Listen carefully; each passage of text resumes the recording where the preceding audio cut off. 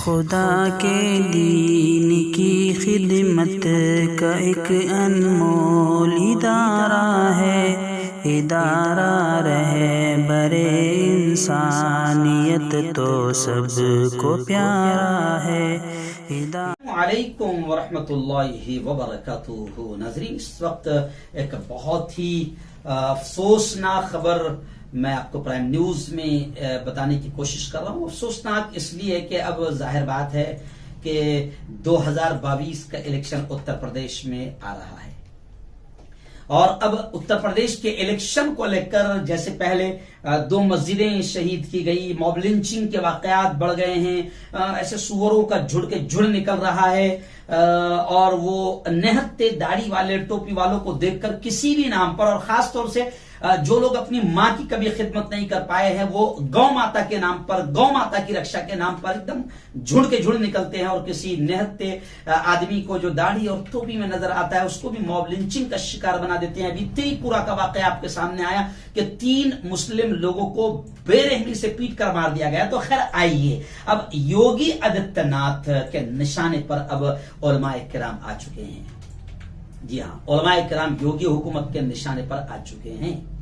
अभी 3 साल से 4 साल से नहीं थे, लेकिन अब 2022 का इलेक्शन करीब आ गया है तो मस्जिदों को तोड़वाना, मॉब लिंचिंग के वाकयात का बढ़ना, उलमाए किराम की गिरफ्तारियां, ये पूरी तरह से बता रही है कि यूं समझिए कि योगी पूरी तरीके से तैयार हो गए और भाजपा इसलिए भी परेशान हो गई कि अब कोई मुद्दा नहीं है।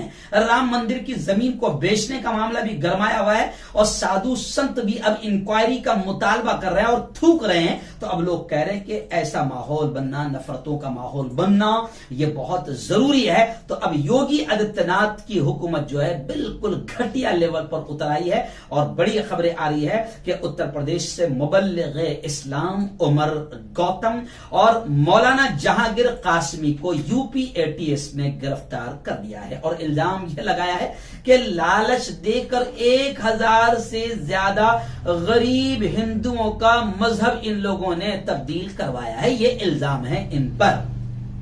जी हाँ, अब जाहिर बात है कि गोदी मीडिया तो बैठी ही है माहौल को खराब करने के लिए, सत्ता की दलाल मीडिया तो बैठी है माहौल को खराब करने के लिए। अब न जाने और कौन कौन से इल्जाम ठोंक दिए जाएंगे, ये भी वक्त आपको बताएगा। लेकिन अभी फिलहाल ये तो कहा जा रहा है कि इनको बाहर से भी फंड आता था और आईएसआईएस तो बहुत अच्छी तंजीम है जिसको फट करके अगर किसी को जोड़ना है, मुसलमान को फंसाना है तो हमारे यहाँ सीमी है, लश्कर तैयबा है, इंडियन मुजाहिदीन है और इंटरनेशनल लेवल पर अगर फंड लेकर अगर किसी को घुसाना है, फंसाना है तो फिर आईएसआईएस जिंदाबाद। तो अब ये भी खबरें आ रही है कि आईएसआईएस से भी मदद के तार जोड़ दिए जा रहे हैं। जी हाँ, खबरें है कि एटीएस की प्रेस रिलीज के मुताबिक इन दोनों पर यानी मौलाना उमर गौतम और मौलाना जहांगीर कासमी, इन दोनों पर अब तक 1000 से ज्यादा गरीब हिंदुओं को मुबैना तौर पर गैर कानूनी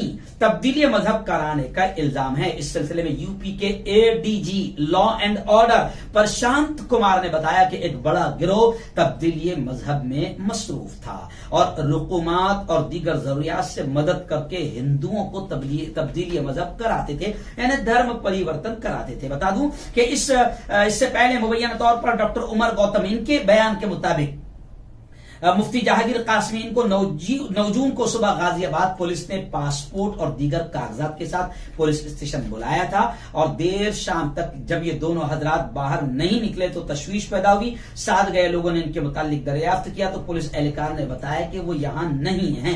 मुस्तकिल कोशिशों के बाद कल शाम ये इत्तला मिली कि यूपी एटीएस ने इन दोनों को लखनऊ मुंतकिल कर दिया है। आज इन दोनों के गैर कानूनी तब्दीली मजहब की आड़ में गिरफ्तारी की खबरें आ रही है। यूपी एटीएस ने इस गिरफ्तारी को ये इल्जाम लगाते हुए कहा है कि इन दोनों ने ऐसा किया है और 1000 से ज्यादा लोगों को तब्दीली मजहब करवाया है। इस तरीके से खबरें आ रही है और साथ साथ आईएसआई और गैर मुल्की फंड्स के शुबात के साथ भी लाहिक कर दिया है, यानी जोड़ दिया। यानी मैं जिस बात का इजहार कर रहा था कि ऐसा होगा तो ये सब पूरे, अब तो लोग खुद कहने लगे कि ये पूरा प्लान मंसूबा तैयार रहता है कि कैसे गिरफ्तार किया जाए। लेकिन खैर मैं अब यहां से आपको बता दूं कि जब से यह खबर कल से सोशल मीडिया पर वायरल हुई है, लोग साफ तौर से कह रहे हैं कि हमारे मुल्क के प्यारे प्यारे संविधान और जमहूरी लॉ में साफ तौर से यह कहा गया है कि इस प्यारे मुल्क को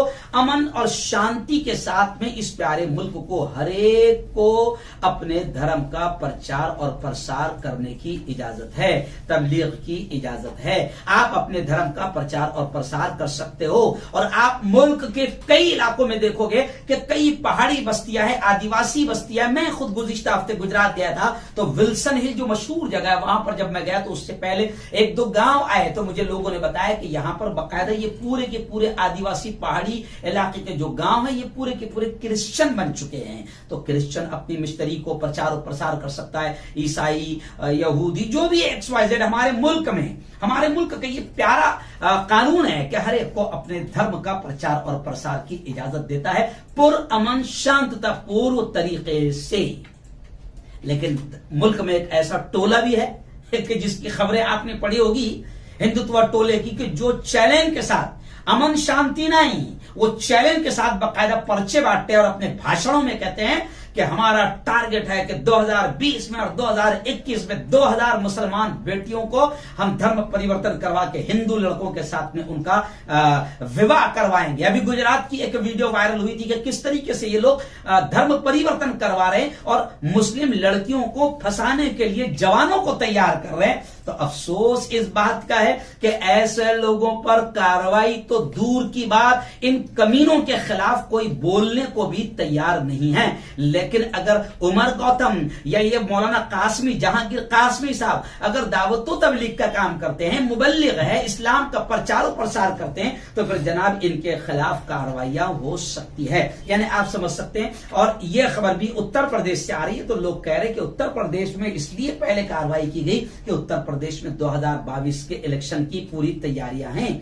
जबकि यह भी बताया जा रहा है, जबकि पुलिस ये भी मानती है कि जिस डॉक्टर उमर गौतम को गिरफ्तार किया गया, वो खुद पहले हिंदू थे और हिंदू से मुसलमान हुए हैं।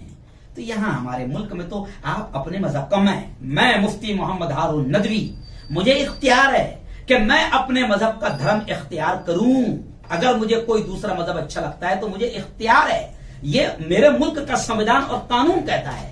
तो जहां तक पवित्र कुरान के जरिए से मैं मुसलमानों को पैगाम दूंगा कि हमारा धर्म किसी को लालच देकर और किसी को जबरदस्ती इस्लाम की तरफ लाने और दीन की तरफ लाने की इजाजत नहीं देता। ला इकराह फिद्दीन, दीन में कोई जोर जबरदस्ती नहीं है।